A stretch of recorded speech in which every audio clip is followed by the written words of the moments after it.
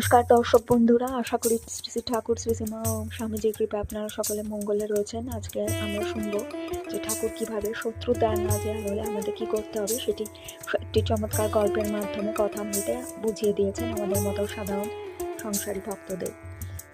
সেখানে ঠাকুর কথামৃতে একটি ব্রহ্মচারী ও সাপের গল্প বলছেন, যেখানে সাপটি তার হিংসা করার স্বভাব সম্পূর্ণ ছেড়ে দেয় ব্রহ্মচারীর কথায়, কিন্তু এটি করার ফলে সে নিজে এতই আক্রমণের শিকার হয় মানুষজনের যে সেটি তার প্রাণ সংশয় দেখা যায়। সেক্ষেত্রে ব্রহ্মচারী সাপটিকে উপদেশ দেন যে কেউ আমাদের অন্যায়ভাবে অত্যাচার করলে অবশ্যই প্রতি আক্রমণ করতে হবে, বা ঠাকুর যেটাকে বলছেন ফোঁস করতে হবে। যদিও তার চিরকালীন ক্ষতি সাধন না করেও ফোঁস করে তাকে ভয় দেখাতে হবে, যাতে সে প্রতিহত হয় বা এরকম অন্যায় কাজ না করে।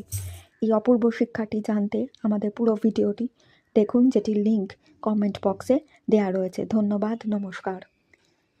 আমাদের চ্যানেলের পাশে থাকুন এবং ভালো লাগলে অবশ্যই লাইক, কমেন্ট, শেয়ার ও সাবস্ক্রাইব করবেন।